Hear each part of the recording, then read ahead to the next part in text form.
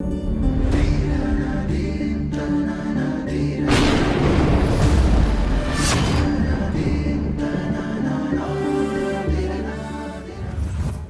ಗುರುಭ್ಯೋ ನಮಃ ಹರಿ ಓಂ.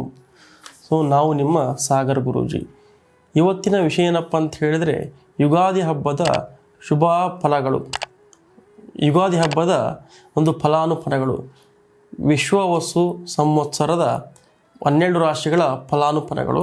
ಅದರಲ್ಲಿ ಕಟಕ ರಾಶಿಯ ಒಂದು ಫಲಾನುಫಲಗಳ ಬಗ್ಗೆ ಮಾತಾಡೋದಾದರೆ, ಪುನರ್ವಸು, ಆಶ್ಲೇಷ ಮತ್ತು ಪುಷ್ಯ ನಕ್ಷತ್ರದವರು ಈ ಒಂದು ಕಟಕ ರಾಶಿಯ ಒಂದು ನಕ್ಷತ್ರಗಳಾಗಿರುತ್ತೆ.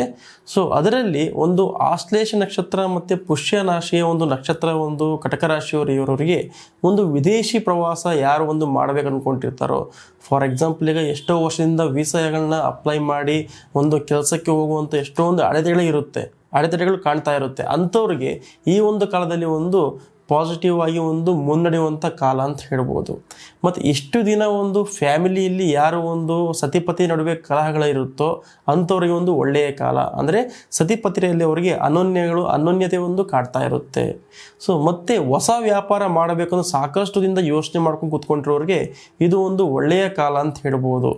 ಅಂದರೆ ಯಾರಿಗೂ ಎಷ್ಟೊಂದು ಜನಕ್ಕೆ ಈಗ ಬ್ಯಾಂಕಲ್ಲಿ ಲೋನ್ಗಳು ಆಗ್ತಾ ಇರಲ್ಲ, ಎಷ್ಟೊಂದು ಪ್ರಾಬ್ಲಮ್ಗಳನ್ನ ಫೇಸ್ ಮಾಡ್ತಾ ಇರುತ್ತೆ, ಯಾರ್ದೋ ಒಂದು ಪ್ರಾಬ್ಲಮ್ಗಳಾಗ್ತಾ ಇರುತ್ತೆ.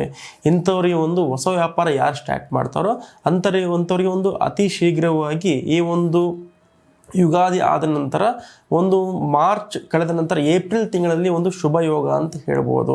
ಹೊಸ ಒಂದು ಉದ್ಯಮಿಗಳಿಗೆ ಹೊಸ ಒಂದು ವ್ಯಾಪಾರ ಮಾಡುವ ಒಂದು ಶುಭ ಕಾಲ. ಮತ್ತು ವಿದ್ಯಾರ್ಥಿಗಳಿಗೆ ಈ ಒಂದು ಟೈಮ್ನಲ್ಲಿ ಒಂದು ಉತ್ತಮವಾದ ಕಾಲ ಅಂತ ಹೇಳ್ಬೋದು. ವಿದ್ಯಾಭ್ಯಾಸದಲ್ಲಿ ಪ್ರಗತಿ ಕಾಣದೆ ಎಷ್ಟೇ ಶ್ರಮ ಪಟ್ಟರೂ ಕೂಡ ಎಷ್ಟೋ ಒಂದು ಎಕ್ಸಾಮ್ಗಳಿರುತ್ತೆ, ಒಂದು KS ಎಕ್ಸಾಮ್ ಇರುತ್ತೆ, AS ಎಕ್ಸಾಮ್ಸ್ ಇರುತ್ತೆ, ಮತ್ತು UPSC ಎಕ್ಸಾಮ್ಗಳಿರುತ್ತೆ. ಎಷ್ಟೇ ಒಂದು ಕಷ್ಟಪಟ್ಟರು ಕೂಡ ಕೆಲವೊಂದು ಫಲಗಳು ಸಿಗ್ತಾ ಇರಲ್ಲ. ಅಂಥವ್ರಿಗೆ ಒಂದು ವಿದ್ಯಾರ್ಥಿಗಳಿಗೆ ಒಂದು ಶುಭ ಯೋಗ, ಶುಭ ಕಾಲ ಅಂತ ಹೇಳ್ಬೋದು. ಅವ್ರೇನು ಕಷ್ಟಪಟ್ಟಿರ್ತಾರೋ ತಕ್ಕಂತೆ ಒಂದು ಪ್ರತಿಫಲಗಳನ್ನು ಕಾಣುವಂಥ ಕಾಲ ಅಂತ ಹೇಳ್ಬೋದು. ಮತ್ತು ಒಂದು ಸರ್ಕಾರಿ ನೌಕರರಿಗೆ, ಅವರು ಯಾರಿಗೆ ಪ್ರಮೋಷನ್ ಅಥವಾ ಬಡ್ತಿ ಯಾರಿಗೆ ಆಗ್ತಿರೋವೋ ಅವರಿಗೆ ಒಂದು ಉತ್ತಮವಾದ ಕಾಲ ಅಂತ ಹೇಳ್ಬೋದು.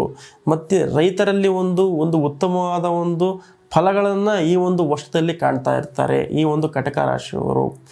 ಮತ್ತು ಈ ಒಂದು ಕಟಕ ರಾಶಿಯ ಒಂದು ಜನರಿಗೆ, ಒಂದು ನಕ್ಷತ್ರದವರಿಗೆ, ಫಾರ್ ಎಕ್ಸಾಂಪಲ್ ಈಗ ಪುಷ್ಯ ನಕ್ಷತ್ರದವರಿಗೆ ಸಾಕಷ್ಟು ತೊಂದರೆಗಳನ್ನ ಕಾಣಬೇಕಾಗುತ್ತೆ. ಅಂದರೆ ಇಷ್ಟು ದಿನ ಅವರಿಗೆ ಗುರುಬಲ ಇತ್ತು, ಇನ್ಮೇಲೆ ಅವರಿಗೆ ಗುರುಬಲವು ಒಂದು ಹೋಗೋದ್ರಿಂದ ಏನಾಗುತ್ತೆ ಅಂತ ಹೇಳಿದ್ರೆ, ಅವರು ದುಡಿಮೆ ಮಾಡಿದ್ರು ಕೂಡ ಅಲ್ಲಿ ಒಂದು ಖರ್ಚು ಮತ್ತು ವ್ಯಯಗಳನ್ನ ಕಾಣಬೇಕಾಗುತ್ತೆ.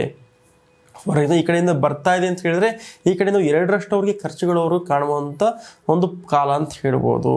ಮತ್ತು ವ್ಯಾಪಾರದಲ್ಲಿ ಒಂದು ಹಳೆ ವ್ಯಾಪಾರ ಯಾರು ಮಾಡ್ತಿರ್ತಾರೋ ಅವರಿಗೆ ಒಂದು ಪ್ರಾಬ್ಲಮ್ಗಳನ್ನು ಫೇಸ್ ಮಾಡಬೇಕು. ಅಂದರೆ ಒಂದು ಜಾಗದಲ್ಲಿ ಏನಾದರೂ ತೊಂದರೆಗಳಾಗ್ಬೋದು, ಇಲ್ಲ ಇನ್ನೊಬ್ಬರು ಯಾರಾದರೂ ಪಕ್ಕದಲ್ಲೇ ಬಂದು ಇವರಿಗೆ ಕಾಂಪಿಟೇಷನ್ ಮಾಡೋದು, ಈ ರೀತಿ ಒಂದು ವ್ಯಾಪಾರದಲ್ಲಿ ಒಂದು ಬಿಸ್ನೆಸ್ನಲ್ಲಿ ಒಂದು ಪ್ರಾಬ್ಲಮ್ಗಳನ್ನ ಫೇಸ್ ಮಾಡಬೇಕು ಅಂತ ಬರ್ತಾ ಇರುತ್ತೆ. ಮತ್ತು ಸತಿಪತಿಯಲ್ಲಿ ಅನನ್ಯತೆ ಇದ್ದರೂ ಕೂಡ 3ನೇ ವ್ಯಕ್ತಿಗಳಿಂದ ಕೆಲವೊಂದು ಪ್ರಾಬ್ಲಮ್ಗಳನ್ನ ಮಾಡಿ ಒಂದು ತೊಂದರೆಗಳಂತ ಮಾಡುವಂಥ ಒಂದು ಕಾಲ ಅಂತ ಹೇಳ್ಬೋದು. ಅಲ್ಲಿ ಸ್ವಲ್ಪ ಎಚ್ಚರದಿಂದ ಇರಬೇಕಾಗುತ್ತೆ.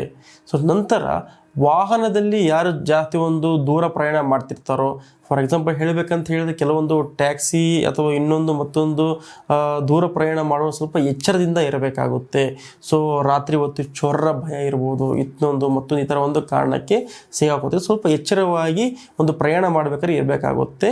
ಮತ್ತು ಹೊಸ ವಾಹನ ಖರೀದಿ ಮಾಡುವ ಸ್ವಲ್ಪ ಈ ಒಂದು ಮೇ ತಿಂಗಳವರೆಗೂ ಹೋಲ್ಡ್ ಮಾಡೋದು ಒಳ್ಳೆಯದು. ಏನಕ್ಕಂತ ಹೇಳಿದ್ರೆ ಅಷ್ಟು ಈ ಒಂದು ಕಟಕ ರಾಶಿಯವರಿಗೆ ಸೂಕ್ತವಾದ ಕಾಲವಲ್ಲ. ಮತ್ತು ಇವರಿಗೆ ಪಿತೃಕಾರಕವಾಗಿ ಒಂದು ತಂದೆ ತಾಯಿಯರ ಆಶೀರ್ವಾದ ತುಂಬ ಚೆನ್ನಾಗಿರುತ್ತೆ. ಸಾಕಷ್ಟು ಇವರು ತಂದೆ ತಾಯಿಯ ಆಶೀರ್ವಾದ ತೊಗೊಂಡು ಮುನ್ನಡೆದ್ರೆ ತುಂಬ ಒಂದು ಒಳ್ಳೆಯ ಕಾಲ ಅಂತ ಹೇಳ್ಬೋದು. ಮತ್ತು ಹಿಂದಿನ ಯಾವುದಾದ್ರೂ ಒಂದು ಪಿತೃ ಕಾರ್ಯ ಆಗಿರ್ಬೋದು, ಮಾತೃ ಕಾರ್ಯ ಯಾವ್ದಾದ್ರು ಒಂದು ಸ್ಟಾಪ್ ಮಾಡಿದರೆ ಅತಿ ಶೀಘ್ರವಾಗಿ ಈ ಒಂದು ಮೇ ತಿಂಗಳು ಆದ ನಂತರ ಜ್ಯೇಷ್ಠ ಮಾಸದಲ್ಲಿ ಮಾಡಿದ್ರೆ ತುಂಬ ಒಳ್ಳೆಯದಾಗುತ್ತೆ. ಅವರ ಒಂದು ಆಶೀರ್ವಾದವನ್ನು ಸಿಗೋದ್ರಿಂದ ಎಲ್ಲ ರೀತಿಯಲ್ಲಿ ನೀವು ಅನುಕೂಲಗಳನ್ನ ಕಾಡ್ತಾ ಇರ್ತೀರ. ಟೋಟಲಾಗಿ ಹೇಳಬೇಕಂತ ಹೇಳಿದರೆ ಈ ಒಂದು ಕರ್ಕಟಕ ರಾಶಿಯವರಿಗೆ ಅಲ್ಪ ಒಂದು ಪ್ರಮಾಣದ ಒಂದು ಫಲಗಳನ್ನ ಕಾಣಬಹುದು.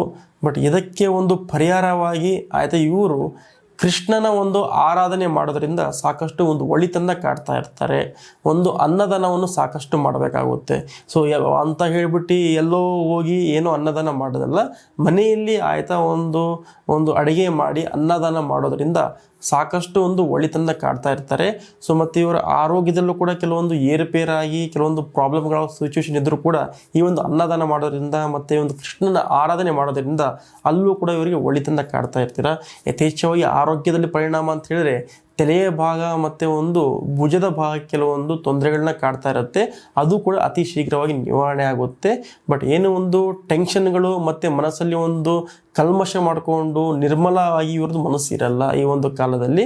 ಅದನ್ನು ಸ್ವಲ್ಪ ಇವರು ನೋಡಿಕೊಂಡು ಒಂದು ಕೃಷ್ಣನ ಆರಾಧನೆ ಮಾಡೋದ್ರಿಂದ ಅನ್ನದಾನಗಳನ್ನ ಜಾಸ್ತಿ ಮಾಡೋದ್ರಿಂದ ಅದು ಎಲ್ಲ ಮನಸ್ಸಲ್ಲಿ ಏನು ನಿರ್ಮಲ ಇರುತ್ತೋ ಎಲ್ಲ ಒಂದು ಸ್ವಚ್ಛವಾಗುತ್ತೆ, ಎಲ್ಲ ಚೆನ್ನಾಗಿರುತ್ತೆ.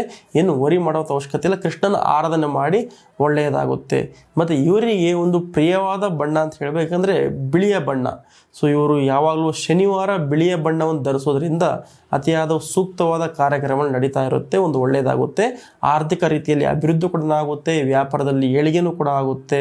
ಮತ್ತು ಒಂದು ಒಳ್ಳೆಯವರಿಗೆ ಒಂದು ಒಳ್ಳೆಯದು ಬಯಸಿದ್ರಿಂದ ಒಂದು ಒಳ್ಳೆಯದೇ ಆಗುತ್ತೆ ಹೊರತು ಕೆಟ್ಟದಂತ ಏನೂ ಆಗೋದಿಲ್ಲ. ಸೊ ಒಂದು ಕೃಷ್ಣನ ಆರಾಧನೆ ಮಾಡಿ ಖಂಡಿತ ಒಳ್ಳೆಯದಾಗುತ್ತೆ.